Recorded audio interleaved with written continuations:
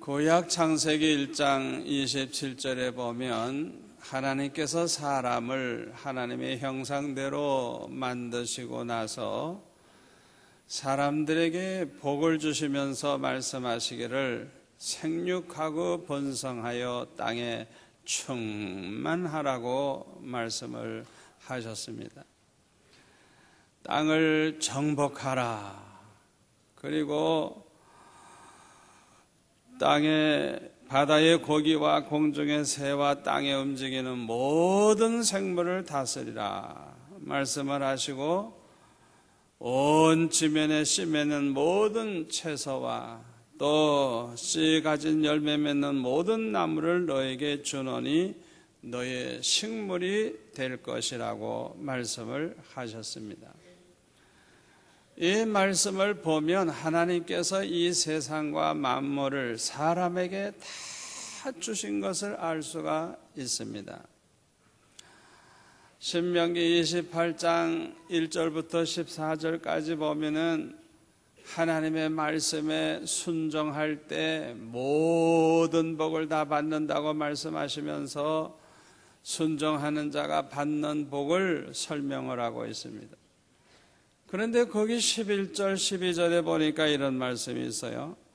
여호와께서 내게 주리라고 내 열조에게 맹세하신 땅에서 내게 복을 주사 내 몸의 소생과 육축의 새끼와 토지 소산으로 많게 하시며 여호와께서 너를 위하여 하늘의 아름다운 보고를 열으사 내 땅에 때를 따라 비를 내리시고 내 손으로 하는 모든 일에 복을 주시리니 내가 많은 민족에게 꾸어줄지라도 너는 꾸지 아니할 것이라고 그렇게 축복을 해 주셨습니다. 이 말씀 그대로 하나님의 말씀대로 순종하면서 믿음으로 살아간 믿음의 조상들은 하나님께서 얼마나 부욕해 하셨는지 몰라요. 아브라함도 이삭도 야곱도 요셉도 욥도 아주 동방에 제일 가는 부자가 될 정도로 하나님이 그렇게 풍족하게 하신 것을 볼 수가 있습니다. 그러므로 우리 예수 믿는 성도들 중에는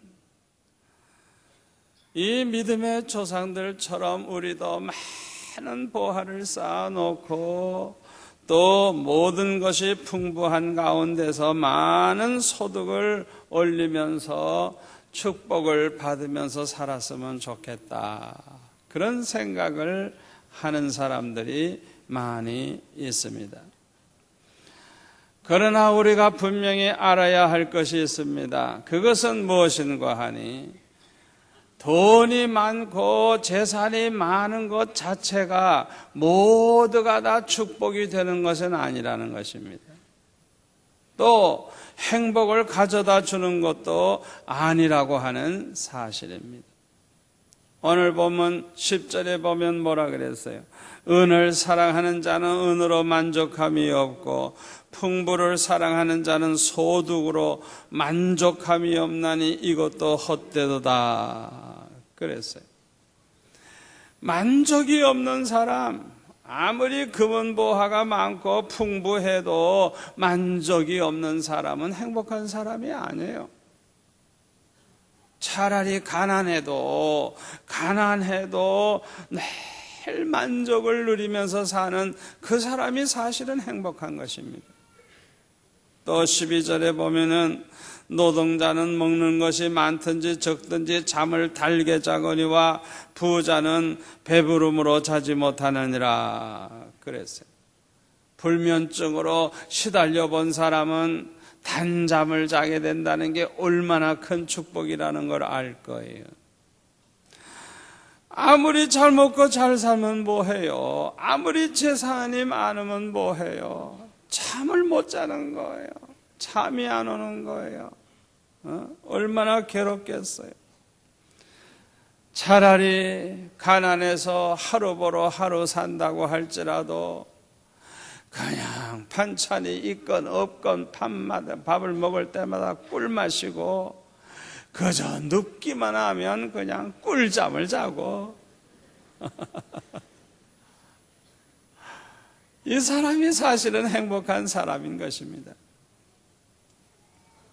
그런데 본문 18절에 보면 이런 말씀이 있습니다. 사람이 하나님의 주신 바 그 일평생에 먹고 마시며 해 아래서 수고하는 그 모든 수고 중에서 낙을 누리는 것이 선하고 아름다움을 내가 보았나니 이것이 그의 분복이로다. 어떤 사람에게든지 하나님이 재물과 부요를 주사 능히 누리게 하시며 분복을 받아 수고함으로 즐거워하게 하신 것은 하나님의 선물이다. 그랬습니다. 우리가 이 세상 살면서 먹고 사느라고 얼마나 수고가 많아요. 그런데요, 그 수고를 하지만은 항상 낙을 누리면서 사는 거예요. 이게 얼마나 축복입니까? 생각해 보세요. 또 늘 마음이 즐거운 거예요. 이것은 그야말로 하나님이 주시는 분복이요 하나님의 선물이라고 오늘 보면 말씀하고 있습니다. 참으로 이것은 선하고 아름다운 복인 것입니다. 솔로몬은 누구보다도 물질의 복, 명예의 복, 권세의 복을 받아가지고 부귀영화를 누리면서 세상의 모든 향락을 다 누리면서 살았지만은 만족이 없었어요. 오히려 후회와 고통만 얻었을 뿐입니다. 그래서 전도서 2장 3절에 보니까 솔로몬은 이렇게 말합니다. 내 마음에 궁고하기를 내가 어떻게 하여야 내 마음의 지혜로 다스림을 받으면서 술로 내 육신을 즐겁게 할까? 또 어떻게 하여야 어리석음을 취하여서 천하 인생의 종식도록 생활하며 어떤 것이 쾌락인지 알까 하여 나의 사업을 크게 하였노라. 내가 나를 위하여 집들을 지으며 포도원을 심으며 여러 동산과 과원을 만들고 그 가운데 각종 과목을 심었으며 수목을 기르는 삶의 물주기 위하여 못을 팠으며 노비는 사기도 하였고 집에서 나게도 하였으며 나보다 먼저 예루살렘에 있던 모든 자보다도 소와 양떼 소유를 많게 하였으며 은근과 왕들의 보배와 여러 도의 보배를 쌓고 또 노래하는 남녀와 인생들의 기뻐하는 처와 첩들을 많이 두었노라. 내가 이같이 창성하여 나보다 먼저 예루살렘에 있던 모든 자보다 진하고 내 지혜도 내게 여전하여 무엇이든지 내 눈이 원하는 것을 내가 금하지 아니하며 무엇이든지 내 마음이 즐거워하는 것을 내가 막지 아니하였으니 이는 나의 모든 수고를 내 마음이 기뻐하였습니다. 이것이 나의 모든 수고로 말미암아 얻은 분복이로다. 한마디로 말하면 솔로몬은 그냥 하고 싶은 거 다 한 거예요. 그냥 뭐 술로 육신을 즐겁게 하고 쾌락이 될 만한 건 다 찾아서 해보고 그냥 자기 눈으로 딱 봐서 원하면 뭐든지 금하지 아니하고 다 하고 무엇이든지 자기 마음에 즐거우면 막지 않고 다 했다는 거예요. 자기 하고 싶은 대로 다 한 거예요. 그런데 11절에 보니까 결론이 이렇게 나와요. 그 후에 본즉 내 손으로 한 모든 일과 수고한 모든 수고가 다 헛되어 바람을 잡으려는 것이며 해 아래서 무익한 것이로다. 그렇게 술로 육신을 즐겁게 하고 쾌락을 추구하고 하고 싶은 거 다 해봤더니 그거는 다 바람 잡는 일이고 쓸데없는 일만 했다는 거예요. 지나고 보니까 17절에 보면은 이러므로 내가 사는 것을 하나였노니 이는 해 아래서 하는 일이 내게 괴로움이요 다 헛되어 바람을 잡으려는 것이미로다. 솔로몬은 자기 하고 싶은 대로 다 했을 때 만족을 누린 게 아니에요. 항상 낙을 누리며 즐거웠던 게 아니에요. 그는 말하기를 다 괴로운 것뿐이라 다 헛되어 바람을 잡으려는 것이었다고 그렇게 결론을 내리고 있습니다. 이 말씀은 모두가 다 솔로몬이 실제로 살아본 경험에서 얻은 교훈을 말씀한 것입니다.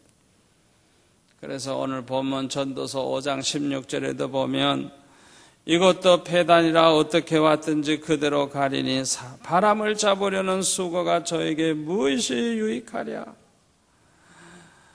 아무리 돈과 재산을 많이 모아서 행복하게 살아보려고 했지만은 결국에는 다 놓고 갑니다. 떠날 때 다 놓고 가요. 그러니까 바람을 잡으려는 그런 수고를 한 것뿐이고 아무 유익이 없다고 말하고 있습니다. 우리 11절을 다 같이 한번 읽어볼까요? 재산이 더하면 먹는 자도 더하나니 그 소유주가 눈으로 보는 것 외에 무엇이 유익하랴? 재산이 많아지니까는 사람도 많이 있어야 되잖아요. 종도 많이 있어야 되고 일꾼도 많이 있어야 되고 뭐 경비도 세워야 되고 그러다가 보니까 재산이 더하면 먹는 자도 더하나니 결국은 소유주가 눈으로 보는 것 외에 유익한 게 뭐 있느냐 이거예요. 아무 다른 유익이 없다는 거예요. 12절에 보면 부자는 배부름으로 자지 못하느니라. 너무 부유하고 너무 잘 살다가 보니까 잠을 못 잔대요. 13절에 보면 내가 해 아래서 큰 패단되는 것을 보았나니 그 소유주가 재물을 자기에게 해되도록 지키는 것이라. 너무너무 재물이 많으면 그걸 지키느라고 얼마나 고생을 하는지 해가 된다는 거예요. 해가 된다는 거예요. 누구든지 재물이 많고 재산이 많으면 그걸 잃어버리지 않으려고 그걸 지키려고 얼마나 신경 쓰고 노력을 합니까? 그러다가 보니까 자기 자신에게 그게 많은 해가 된다는 거예요. 37살 먹은 이 씨라고 하는 분은 벤처 열풍이 불 때 벼락부자가 된 사람인데 새방에서 살던 그는 회사에서 실직한 뒤에 조금 가지고 있던 돈을 벤처 회사에 투자를 했는데 한순간에 100억이 넘는 큰 부자가 됐어요. 처음에는 좋았어요. 아주 기분이 좋았어요. 그런데 점점 시간이 감에 따라 문제가 생기기 시작합니다. 옛날에 가난했을 때는 직장에서 돌아오면 아내가 꿀을 타가지고 여보 잡수세요. 그렇게 해주던 아내가 돈이 많아진 다음에는 어디서 어떤 여자와 술 먹었느냐고 닥달을 하는데 얼마나 골치가 아픈지. 또 예전에는 살림을 알뜰하게 하던 이 부인이 이제는 가정부를 두고 골프나 치러 다니고 그 다음에는 100만 원이 넘는 비싼 옷도 그냥 주저없이 그냥 사고 다른 남자와 사귀기까지 하고 바람이 난 거예요. 그래가지고 가정 불화가 점점 심해지고 의좋게 지내던 형제들도 사업자금 안 대준다고 다 토라져 버리고 결국에는 이렇게 부자가 된 다음에 불면증에 시달리고 그 다음에는 정신과 치료를 받아야 할 정도로 됐어요. 돈이 많아지니까 행복해질 줄 알았더니 전혀 생각지도 못한 일이 벌어지는 거예요.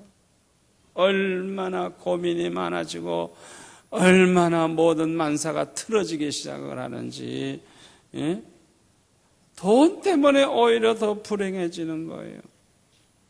충청도의 한 마을에서 3대째 농사를 짓고 산 양만철 씨라고 하는 분은 1년 전에 토지 보상으로 100억이 넘는 큰 돈을 받았어요. 꿈에도 상상하지 못했던 그 큰 돈을 땅값으로 받았어요.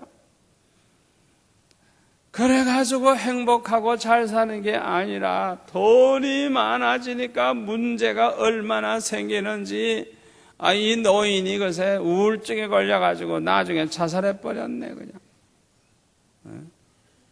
차라리 큰 돈이 들어오지 않았더라면 행복하게 살아갈 가정인데, 큰 돈 때문에 가정이 파탄이 되고 불행하게 된 것입니다. 14절에 보면은 그 재물이 재난을 인하여 패하나니 비록 아들을 낳았으나 그 손에 아무것도 없느니라.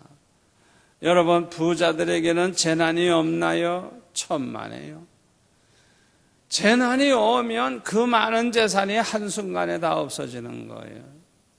삼풍백화점 그 주인이 돈을 억수로 벌어가지고 얼마나 잘 살았는지 몰라요. 그러나 그 백화점이 무너지면서 수십 명이 깔려 죽었는데 감옥 생활했죠. 그거 물려주느라고 있는 재산 다 해도 모자라. 한순간에 다 날아가 버린 거예요. 2004년도 12월 24일 날 지진을 동반한 쓰나미 태풍이 그냥 한 번씩 쓰니까 그냥 집이고 뭐고 다 그냥 쓸어 내려가 버리고 그냥 모든 재산 다 없어져 버리고. 결국에는 하나도 남는 게 없게 됐어요. 본문 15절에 보면 이렇게 말합니다. 저가 모태에서 벌거벗고 나왔은즉 그 나온 대로 돌아가고 수고하여 얻은 것을 아무것도 손에 가지고 가지 못하리라. 저와 여러분은 이 말씀을 꼭 명심해야 돼요. 아무리 많은 재산이 있고 아무리 재물이 많아도 하나도 가져가지 못한다는 거예요. 돈과 재물을 의지하고 살던 사람이 이렇게 모든 걸 다 잃어버리면 어떻게 될 것 같아요? 17절에 보세요. 일평생을 어두운 데서 먹으며 번뇌와 병과 분노가 저에게 있느니라. 이 사람의 몸이라고 하는 것은요, 기분이 좋고 유쾌하면요 혈액순환도 잘 되고요 아주 몸이 건강해진대요. 그런데 기분도 나쁘고 그냥 마음에 분노가 있고 막 화가 나면요 이 피 속에 독소가 생겨가지고요 혈액순환도 잘 안 되지만은 아주 몸이 굉장히 나빠진대요. 사람이 그냥 막 분노를 품고 그냥 막 화를 내면 그 사람 그 입에서 나오는 숨 가운데서 이렇게 침전물이 이렇게 나오게 되는데 그 속에 그게 독소가 들어있어 가지고 그걸 의사가 주사기에다 놓고 쥐에게다가 주사를 놨더니 즉사해버리더래요. 그러니까 사람이 막 그냥 화를 낼 때, 1시간만 그렇게 화를 내면 자기 몸 안에 독소가 80명을 능히 죽일 수 있는 독소가 생긴대요. 그러니까 생각해 보세요. 재산만 바라보고 살던 사람이 재산 없어진 다음에 번뇌와 병과 분노 속에서 산다고 하면 자기 안에 독이 그냥 가득 차게 되고 제 수명을 지킬 수가 없는 거예요. 다른 사람에게도 내가 막 분노를 바라게 되면 그 사람에게 얼마나 무서운 그 독이 전염이 되겠어요. 그걸 제3자가 구경만 해도 영향을 받게 된다 그래요. 여러분, 진정한 불행이 무엇이라고 생각합니까? 돈과 재산이 얼마나 많으냐 적으냐에 있지 않고 삶에 낙이 없는 것, 낙을 누리지 못하고 사는 것, 이것이 진정한 불행인 줄 믿습니다. 전도서 6장에 보면 뭐라 그랬어요? 2절에 보면 어떤 사람은 그 심령의 모든 소원에 부족함이 없어 재물과 부여와 존귀를 하나님께 받았으나 능히 누리게 하심을 얻지 못하였으므로 다른 사람이 누리나니 이것도 헛되어 악한 병이로다. 사람이 비록 100자녀를 낳고 또 장수하여 사는 날이 많을지라도 그 심령에 낙이 족하지 못하고 또 그 몸이 매장되지 못하면 나는 이르기를 낙태된 자가 저보다 낫다 하노니 6절 저가 비록 1000년의 갑절을 산다 할지라도 낙을 누리지 못하면 마침내 다 한 곳으로 가는 것뿐이 아니냐. 아무리 재산 많으면 뭐해요? 아무리 자식이 100명씩이나 되면 뭐해요? 1000년의 갑절이나 살면 뭐해요? 낙이 없다면 세상에 그보다 더 불행한 사람이 어디 있겠어요? 마태복음 19장 16절에 보면 어떤 부자 청년이 예수님께 찾아와 가지고 내가 무슨 선한 일을 해야 영생을 얻으리까? 그렇게 질문을 했어요. 그때 예수님께서 계명을 지켜라 말씀하셨더니 자기는 계명을 다 지켰대요. 그러면서 오히려 내게 부족한 것이 뭐 있습니까? 하고 질문을 했어요. 그때 예수님이 그에게 말씀하시기를 네가 온전하고자 할진대 가서 네 소유를 팔아 가난한 자들을 주라. 그리하면 하늘에서 보화가 내게 있으리라.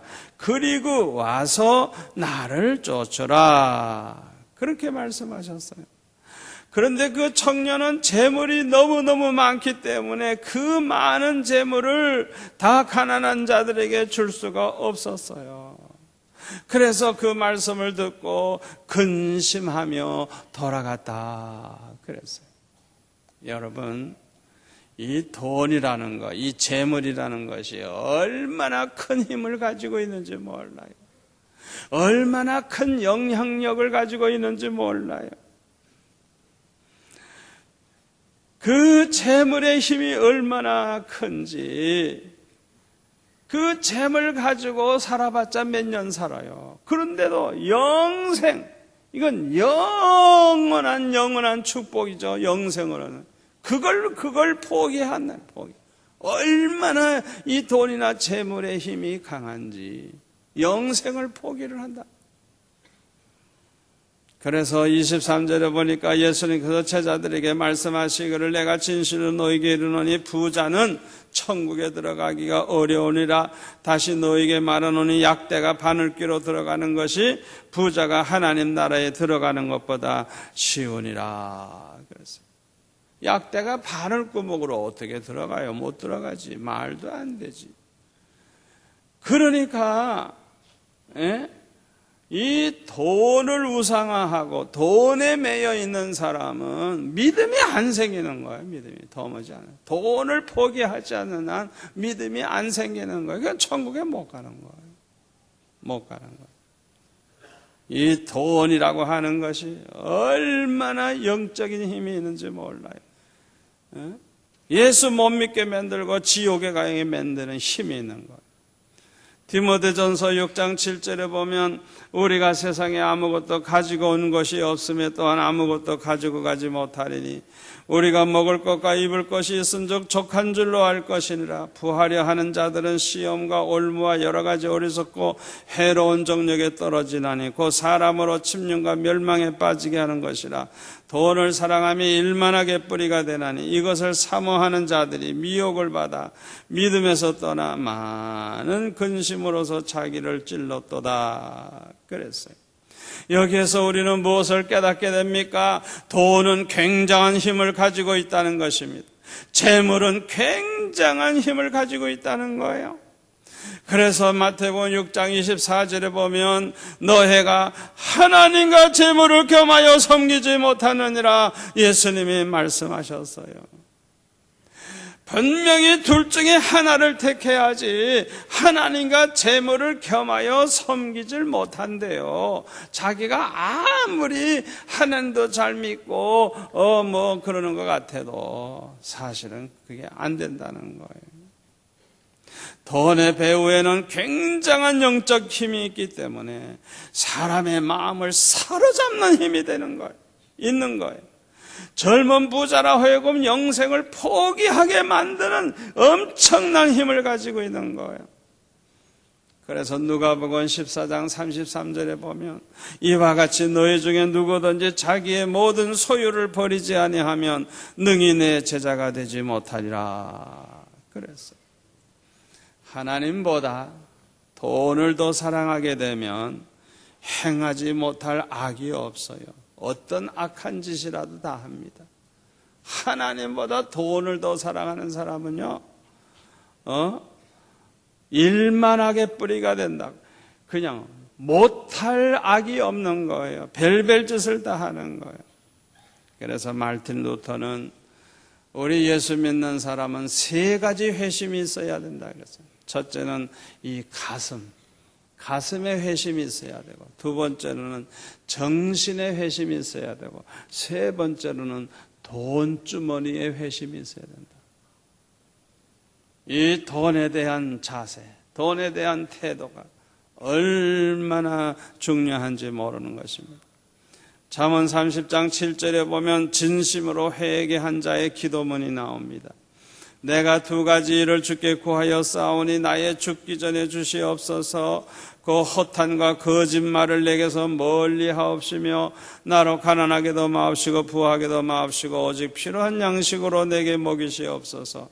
혹 내가 배불러서 하나님은 모른다 여호와가 누구냐 할까 하오며 혹 내가 가난하여 도적질하고 내 하나님의 이름을 욕되게 할까 두려워함이니이다 그랬어요.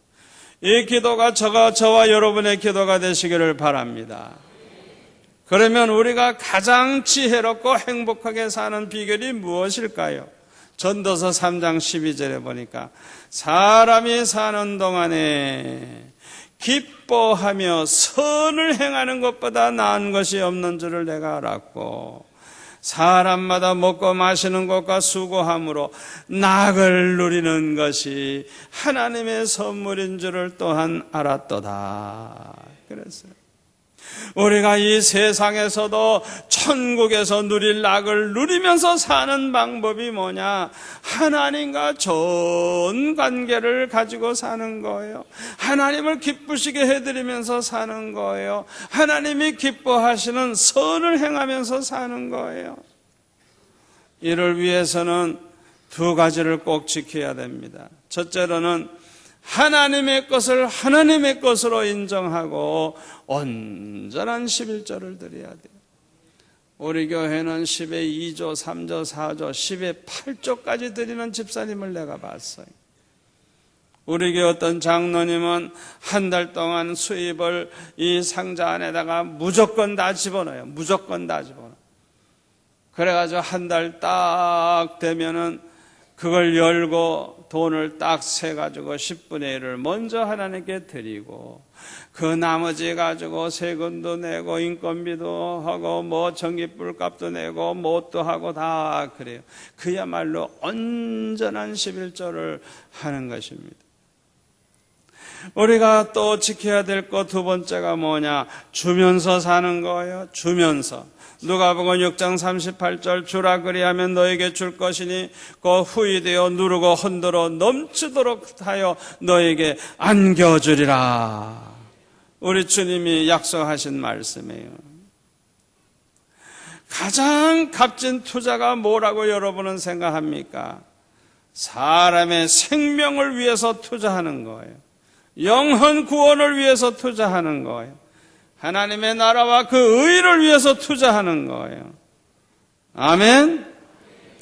우리가 하나님의 것을 하나님의 것으로 인정하고 온전한 11조를 드리고 항상 나누면서 베풀면서 사는 사람, 이 두 가지를 꼭 지키는 사람은 돈의 우상으로부터 완전히 해방받는 축복을 받아요.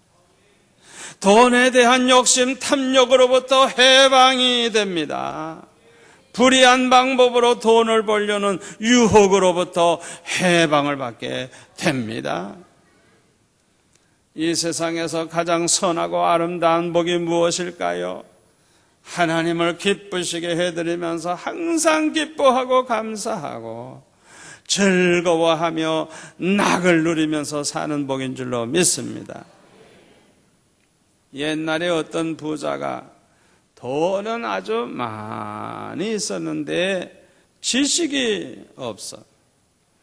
그리고 자식도 없고 별로 웃어볼 만한 일이 없어요.